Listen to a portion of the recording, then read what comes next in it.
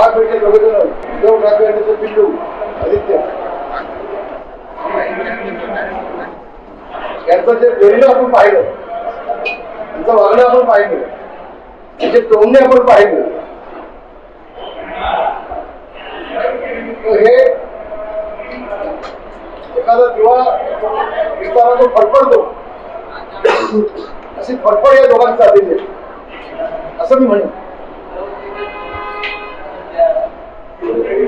त्या नरेंद्र मोदी साहेबांनी हिंदू हृदय समाज शिवसेना प्रमुख माननीय बाळासाहेब ठाकरे यांचं संपूर्ण केलं. राम मंदिराचं शिवसेना प्रमुखांचं स्वप्न साकार केलं, 370 कलम आठवड्याचं.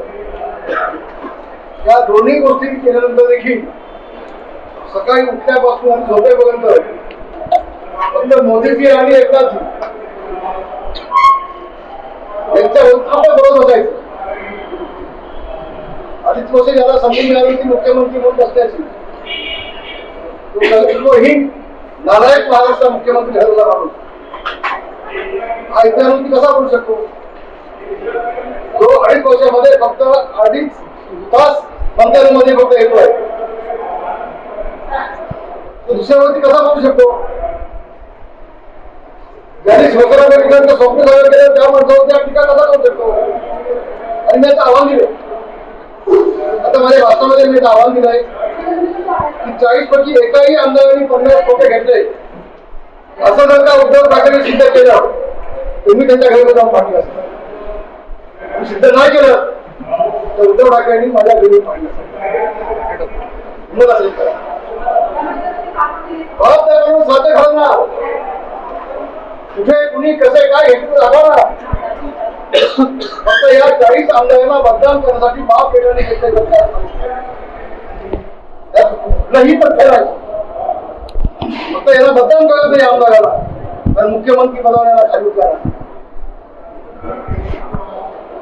मुख्यमंत्री पदाला खाली का उतरा लागलं याचा आत्मपरीक्षण उद्धव ठाकरे स्वतः केलं पाहिजे.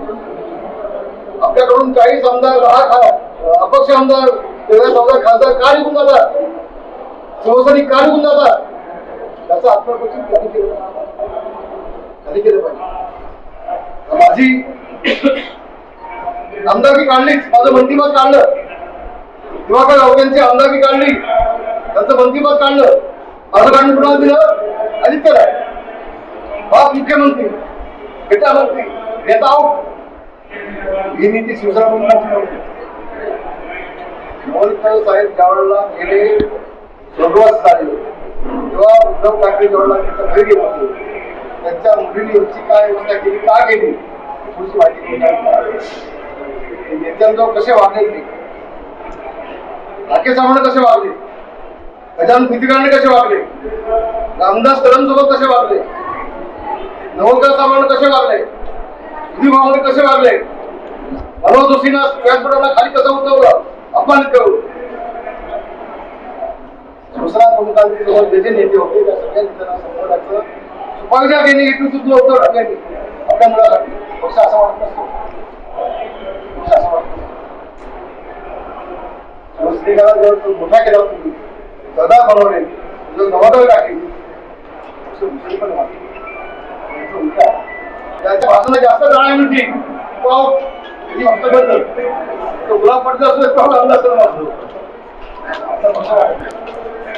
म्हणून भविष्यामध्ये आम्ही सगळ्या निर्णय घेतलाय. एकनाथ शिंदे यांचा निर्णय स्वीकारून सुद्धा महाराष्ट्रामध्ये भगवा वादळ आम्ही निर्माण तसं बसणार नाही. लोकसभेत आहेच पण विधानसभेला देखील आतापर्यंत शिवसेनेला जितक्या जागा मिळाल्या होत्या त्याहीपेक्षा अधिक जागा आम्ही महाराष्ट्रामध्ये आपल्याला आणणार. उद्धव ठाकरेंचा सभा होता समाज लावा जे जे बोले असतील त्यांचे सगळे मुद्दे बोलताय.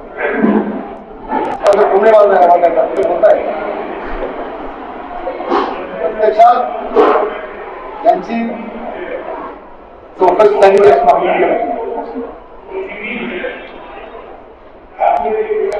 तिकडची चौकशी करण्यापेक्षा याला जाणार ईडी लावलेला ईडी उद्धव ठाकरे यांना लागली पाहिजे.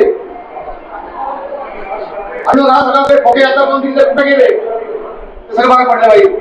महाराष्ट्राला कळलं पाहिजे भ्रष्टाचारी कोण आहे, त्यातच मागणी. म्हणून भविष्यामध्ये शिवसेना प्रमुखांचं स्वप्न साकार करण्याचं काम आम्ही केल्याशिवाय राहणार नाही. शिवसेना प्रमुखांचे विचार पुढे दिल्याशिवाय आम्ही स्वस्त बसणार नाही. म्हणून आम्ही सगळे घेतले काही तुम्ही असं काही पद्धतीत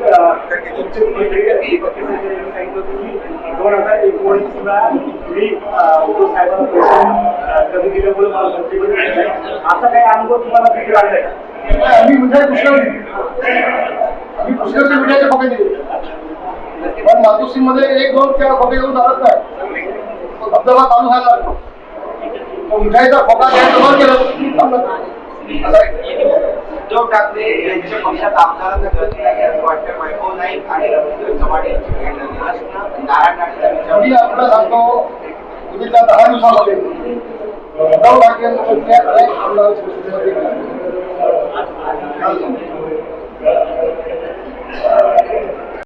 भविष्य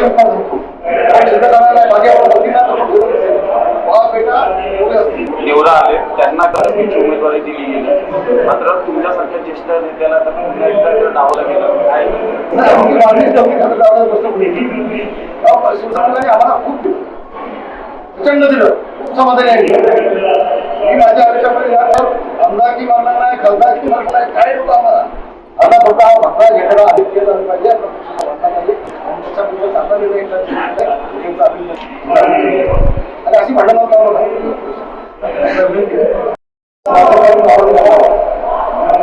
ते बोलून उपयोग नाही, आता ते बोलून उपयोग नाही. शिवसेना प्रमुख माननीय बाळासाहेब ठाकरे यांनी सांगितलं की तुम्हाला आरक्षण द्यायचं असेल तर जातीला पकडे लावलं नाही, पडायला जात नाही. त्याचं पोट खाली आहे, काम आहे, त्याला तुम्ही आरक्षण द्या. आर्थिक विकास अनेक वेळेला सांगितलं होतं ते भूमिका ठेवायला सरकारने ऐकली असती तर आताची वेळ झालीच. पण एकनाथ शिंदे तो शब्द दिला आहे, छत्रपती शिवाजी महाराजांचा शब्द घेऊन शब्द ते निश्चितपणे पूर्ण करतील.